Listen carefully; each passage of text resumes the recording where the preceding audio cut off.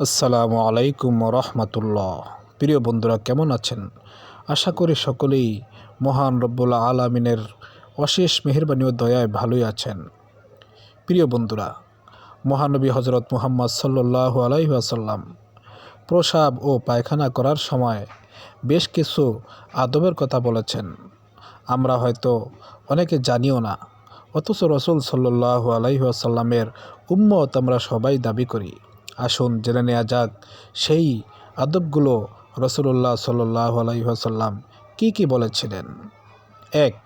হুজুর পাক সাল্লাল্লাহু আলাইহি ওয়াসাল্লাম ইরশাদ করেছেন, পায়খানার সময় বসে বাম পায়ের উপর অধিক জোর দেওয়া চাই।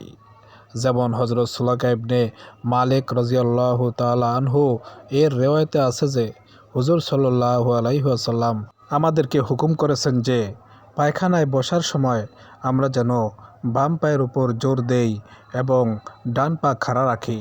তাবরানী শরীফ। প্রিয় বন্ধুরা, চিকিৎসা শাস্ত্রের মতে এই পদ্ধতি কোষ্ঠকাঠিন্যের একটি উত্তম প্রতিকার। আর দ্বিতীয় নম্বর আদব হলো, পায়খানা করার পর ঢিলা ব্যবহার করার হুকুম রয়েছে। আগে ঢিলা দ্বারা পরিষ্কার করে পরে পানি ব্যবহার করতে হবে।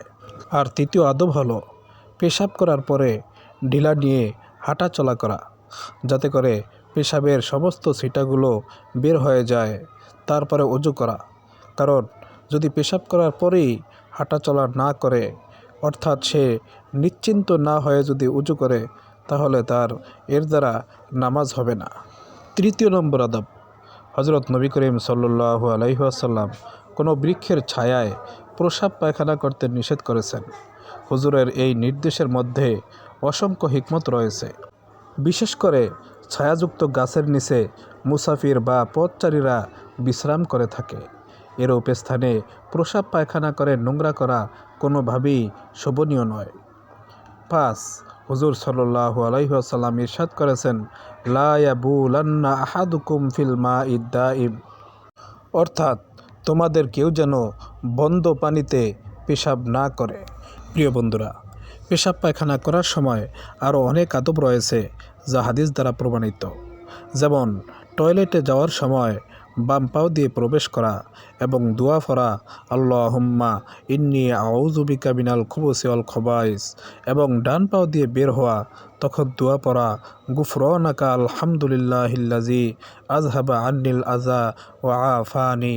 এবং যখন আমরা টয়লেটে প্রবেশ করব, তখন আমাদের মাথায় টুপি বা অন্য কোনো কিছু রেখে দিব। খালি মাথায় ইস্তেঞ্জা করা এটা আদব পরিপন্থী। এবং কোনো ওজোর ভিতরিকে দাঁড়িয়ে পেশাব পায়খানা না করা। আল্লাহ রব্বুল আলামিন আমাদের সবাইকে পেশাব পায়খানা করার সময় রসুল সাল্লাল্লাহু আলাইহি ওয়াসাল্লাম যেই আদবগুলো আমাদেরকে শিক্ষা দিয়েছেন সেই অনুযায়ী আমাদের আমল করার তৌফিক দান করুন। ভিডিওটি ভালো লাগলে লাইক করুন এবং সাবস্ক্রাইব করুন।